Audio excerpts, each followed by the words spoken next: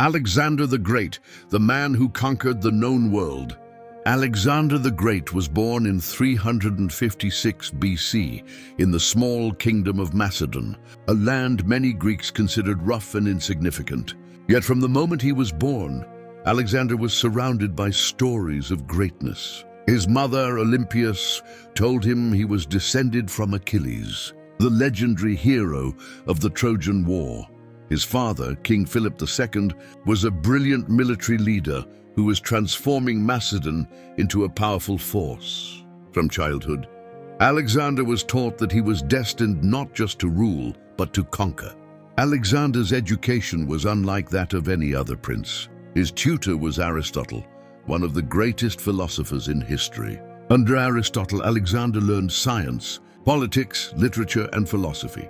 He studied Homer's Iliad obsessively and saw himself as a new Achilles, chasing eternal glory. But Alexander was not only a thinker, he was a warrior.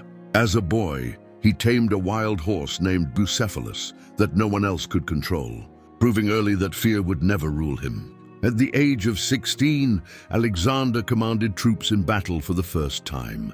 By 20, his life changed forever.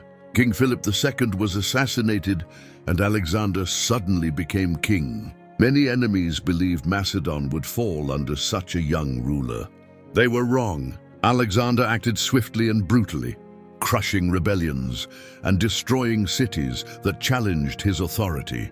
His message was clear: his rule would not be questioned. Once his throne was secure, Alexander turned his eyes eastward toward the greatest empire the world had ever known, the Persian Empire. Persia was vast, wealthy, and powerful. Alexander's army was smaller and outnumbered, but it was disciplined, fast, and fiercely loyal.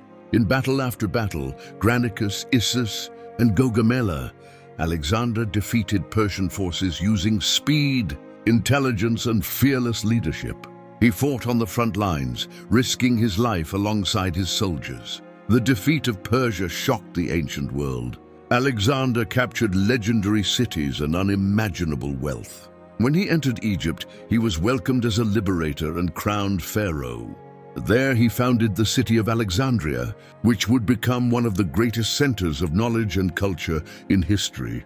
Alexander was no longer just a king, he was becoming a living legend. As his empire expanded across Asia, Alexander began to change. He adopted Persian customs and demanded loyalty not just to his crown, but to his person. Some began to see him as a god. He encouraged this belief, calling himself the son of Zeus. His friendships grew strained, and his punishments became harsher.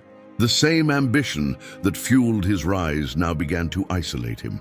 Alexander pushed his army deeper into unknown lands, crossing deserts, mountains, and rivers no Greek had ever seen. When he reached India, his exhausted soldiers finally refused to go any farther. They had followed him to the edge of the world, but they longed for home. For the first time in his life, Alexander listened. He turned back, though the decision haunted him.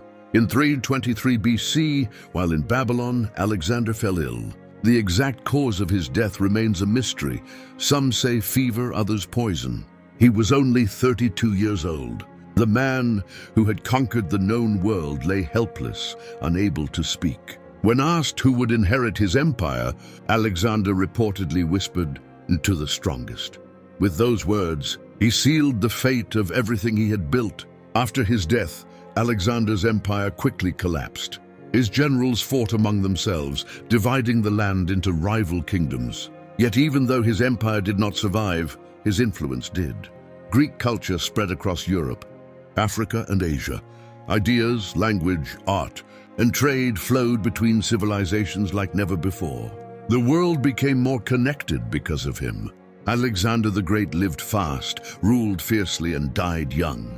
He was a conqueror, a visionary, and a contradiction, capable of brilliance and cruelty in equal measure.